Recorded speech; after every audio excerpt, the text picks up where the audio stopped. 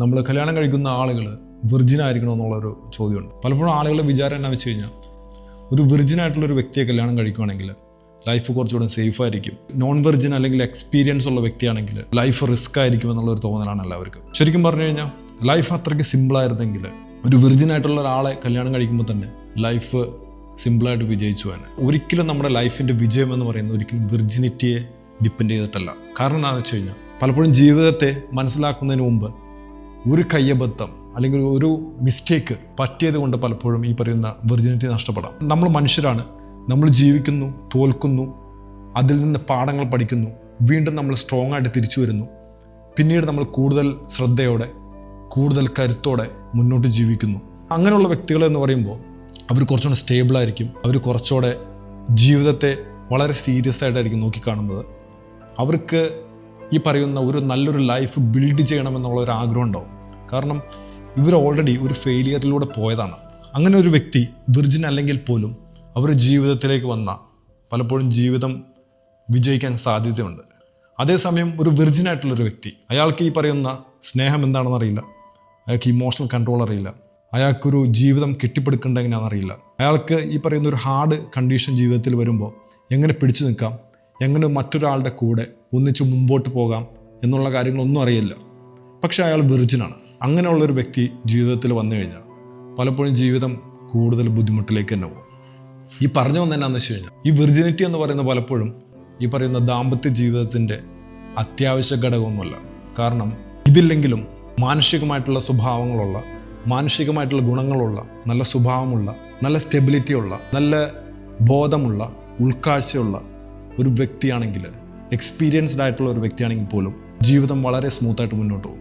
പലപ്പോഴും ഒരു വ്യക്തിയെ നമ്മൾ കാണുമ്പോൾ അവരെ അട്രാക്റ്റ് ചെയ്യുന്നത് അവരുടെ സൗന്ദര്യവും അവരുടെ ആകാരഭംഗിയും ഈ പറയുന്ന കാര്യങ്ങളൊക്കെ ആയിരിക്കും. പക്ഷേ നമ്മൾ കല്യാണം കഴിക്കുമ്പോൾ പലപ്പോഴും ഈ പറയുന്ന ഫിസിക്കലായിട്ടുള്ള കാര്യങ്ങൾ മാത്രമല്ല, അവരുടെ ശീലങ്ങളെയാണ് പലപ്പോഴും നമ്മൾ കല്യാണം കഴിക്കാൻ പോകുന്നത്.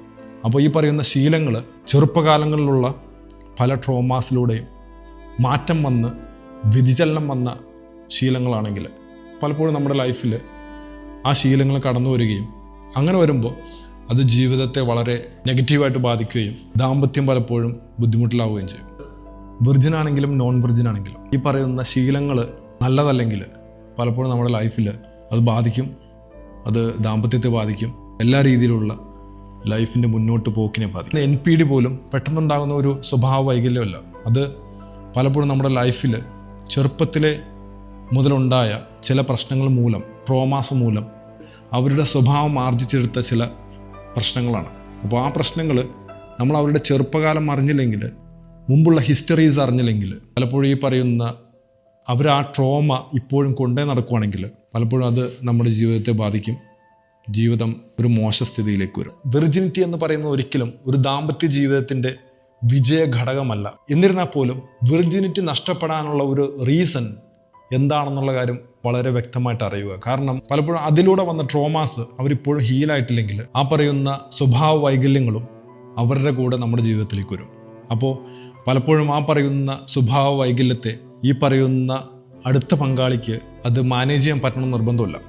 അപ്പോൾ അതിനുള്ള ഇമോഷണൽ ഇൻ്റലിജൻസ് ഉള്ള, അത് ഉൾക്കൊള്ളാൻ കഴിവുള്ള, ഈ പറയുന്ന ഹീലിംഗ് റിയലി എനിക്ക് ആവശ്യമാണ് എന്ന് മനസ്സിലാക്കിയിട്ടുള്ള, ഹീൽ ചെയ്യാൻ റെഡിയുള്ള ഒരു വ്യക്തിയാണ് ഇങ്ങനെയുള്ള വ്യക്തിയെങ്കിൽ പലപ്പോഴും അവർ നമ്മൾ ജീവിതത്തിലേക്ക് എടുത്തു കഴിഞ്ഞാൽ ഒരിക്കലും നമുക്ക് പ്രശ്നം ഉണ്ടാകാൻ ചാൻസ് കുറവാണ്. പക്ഷേ ഹീൽ ചെയ്യാത്ത വ്യക്തികളാണ് നമ്മുടെ ജീവിതത്തിലേക്ക് വരുന്നതെങ്കിൽ പലപ്പോഴും അത് കൂടുതൽ ബുദ്ധിമുട്ടിലേക്ക് വരും. അത് നമ്മുടെ ദാമ്പത്യ ജീവിതത്തെ ഭയങ്കരമായിട്ട് ബാധിക്കും. കാരണം ഒരാളെ രക്ഷപ്പെടുത്താൻ വേണ്ടിയിട്ടാണ് നമ്മൾ കല്യാണം കഴിച്ചതെങ്കിൽ രക്ഷപ്പെടുത്തുന്ന ആളുടെ ലൈഫ് എന്ന് പറയുന്നത് വളരെ മോശത്തിലാവും.